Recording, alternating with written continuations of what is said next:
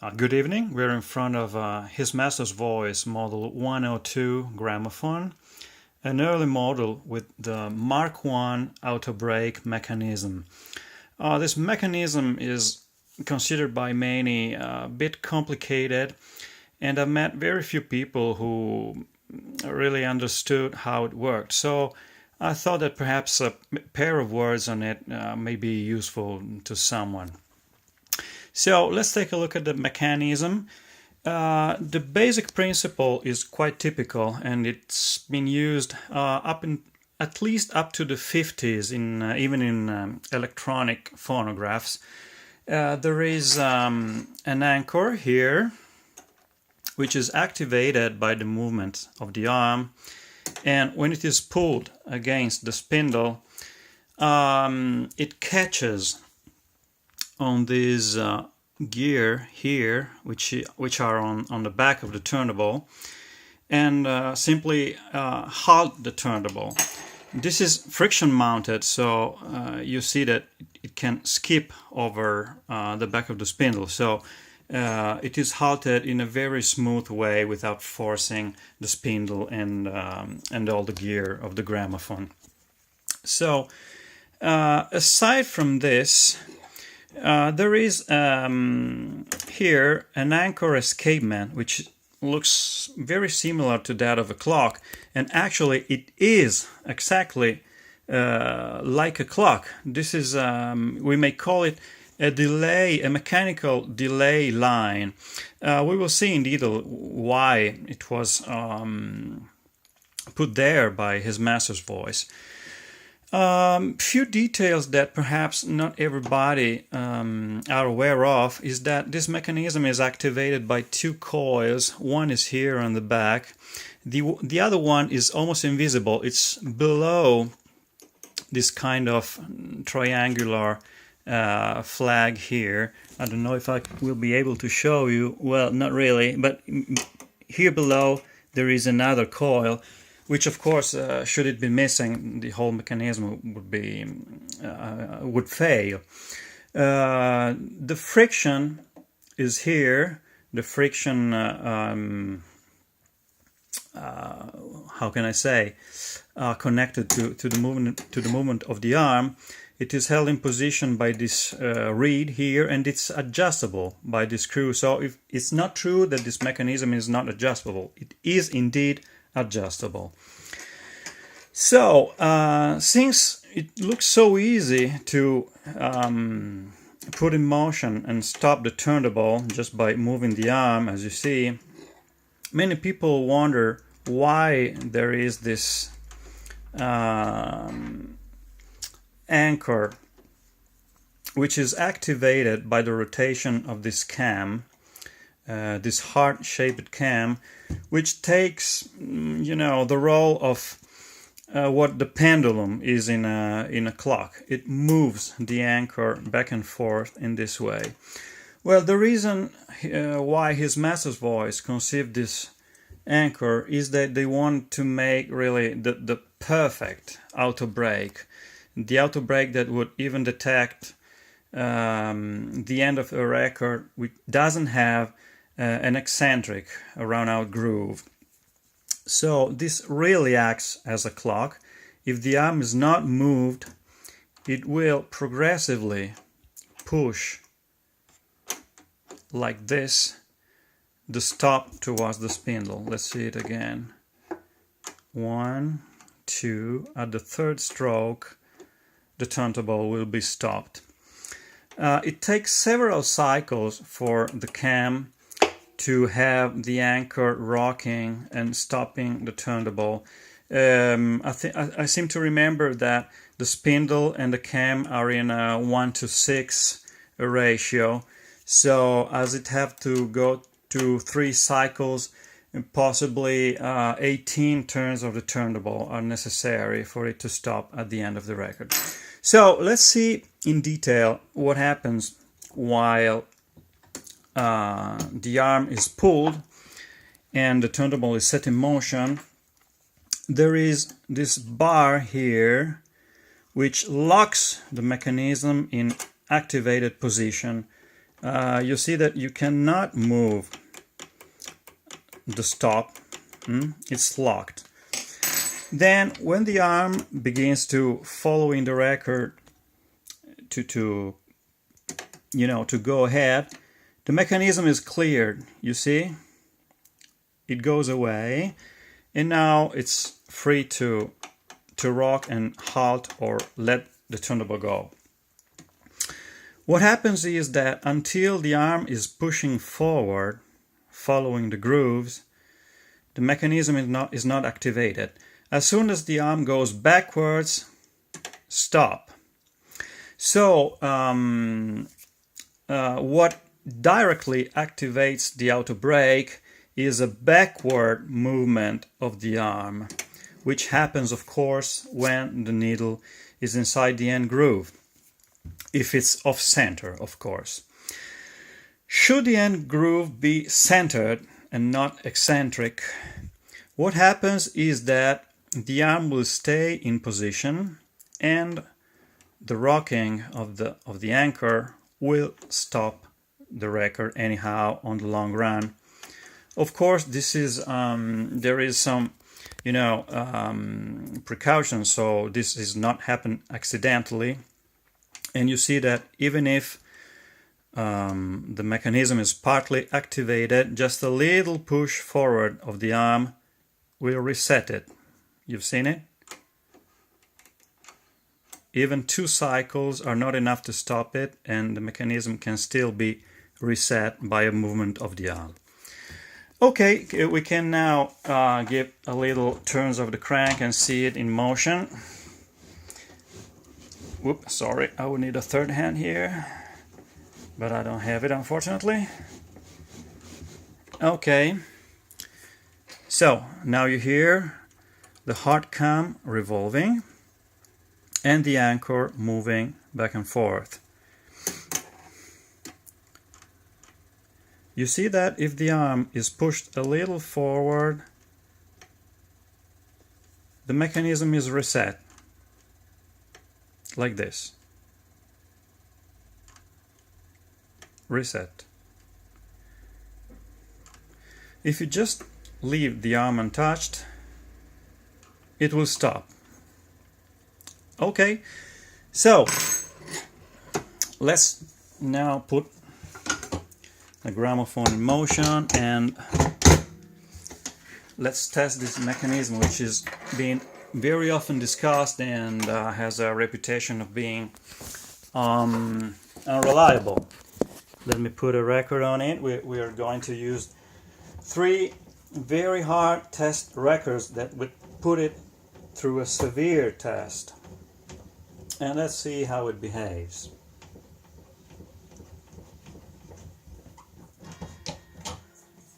Okay. First of all, a record which is all banded and would be mostly like wow.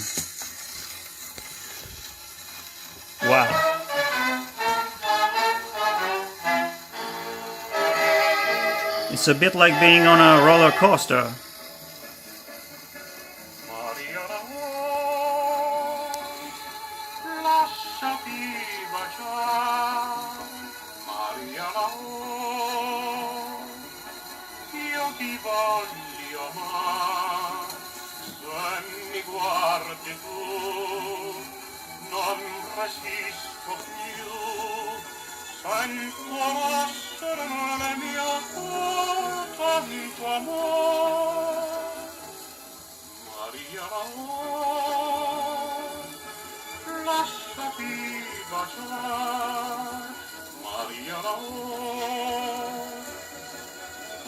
Mi fai sognare nel mio cuore ti porterò ma ti scorderò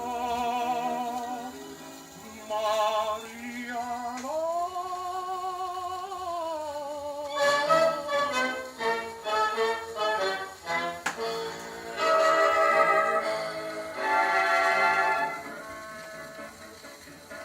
Bella una dimmelo più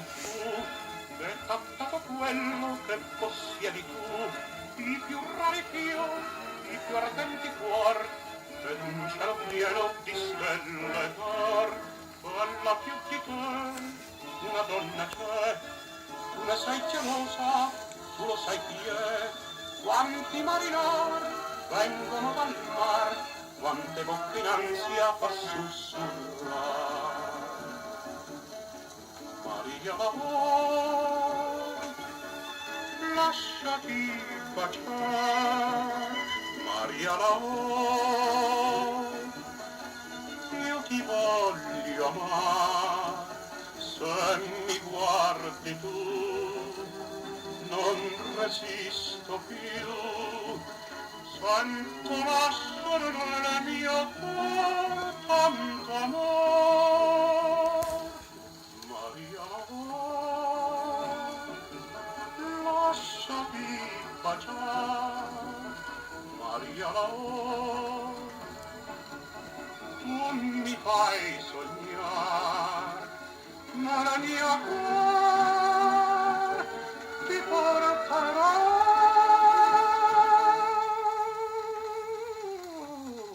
Ma ti scorderò, Maria.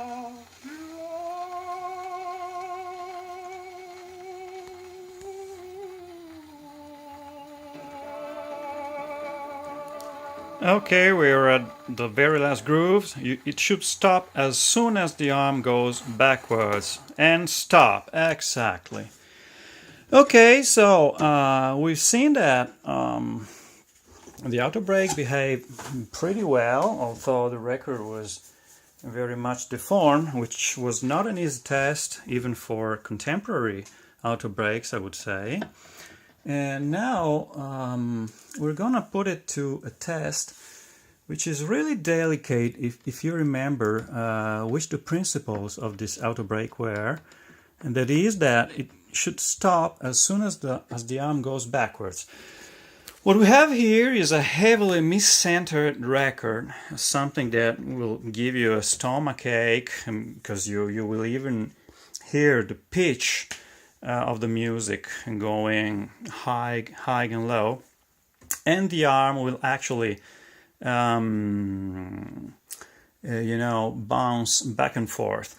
We'll see if it's smart enough to detect that this is not really a trigger for the Autobrake to stop, but just the record wobbling all around. Let me give some crank to it.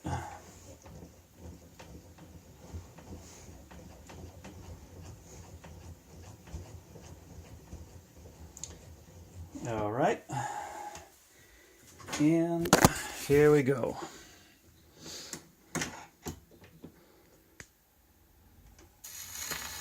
Wow, this is terrible.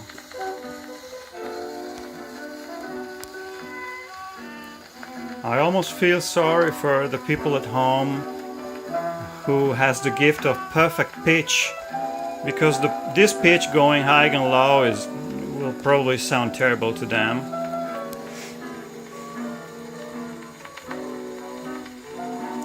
You see that the arm actually goes backwards at every turn of the turnable.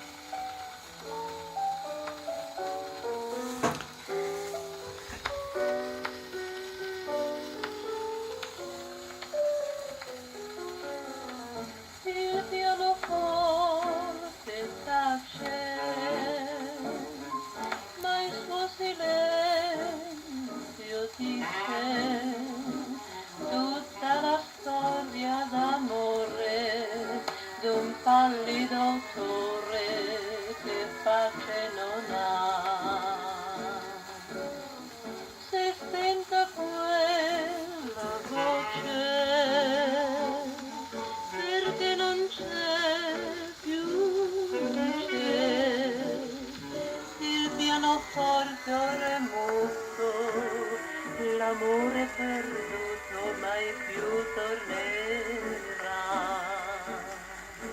forse con malinconia una lontana donna ascolterà quella stessa melodia, il pianoforte più non suonerà. Okay, we are now able to see the join of the arm with the mechanism and see how at every turn the arm is pushing it a little bit forward.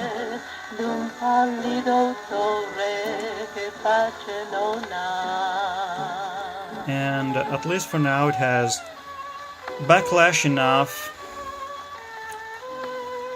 not to detect the fact that the arm is also moving backwards.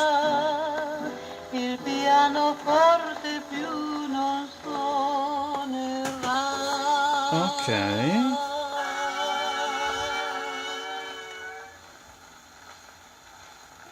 And stop. Wow, this was really a tough test. I mean, something that could very easily confuse the mechanism for, the way in which it is conceived. And we'll end up with, again, a very hard test, something that would really confuse even the most recent Autobrake. What we have here is a record by, wow, it's so wide this label. Anyway, trust me, it's by Fonotipia of Italy. And I don't know if you can see it, but it's recorded all the way up to the label, and the end groove is actually over the label. So there is really room for nothing here at the end of the record. And the end groove is not eccentric, it's simply a circle over the spindle. As we said, the mechanism should be able to detect the fact that the record is over, even though there is no eccentric groove at the end, just by timing, checking the time by the anchor escapement we have seen earlier. Let's see if it works. Some crank, of course.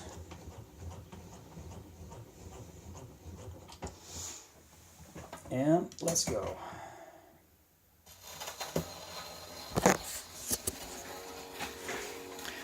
Hopefully display will be a little more pleasant.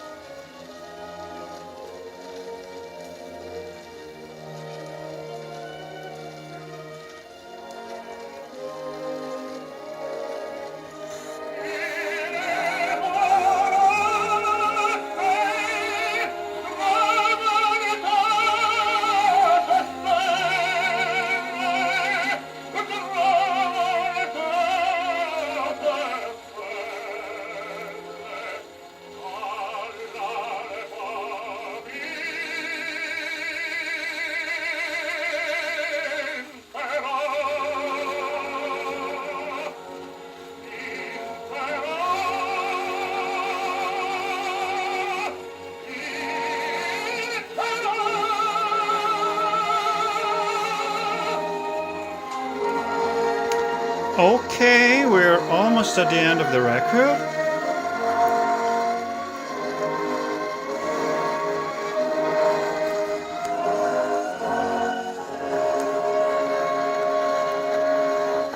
Correctly, the gramophone didn't stop. And now, if you remember, I said it would take many cycles for it to detect that the record is over. And here it goes. Wow, fantastic. So we put the Mark I Autobrake mechanism of his master voice 102 through 3 very severe tests that, in my humble opinion, would stress even most modern electronic Autobrakes. So I'll let the viewer decide whether this mechanism is reliable or not. To me, this is simply one of the most clever mechanisms ever deployed in gramophones.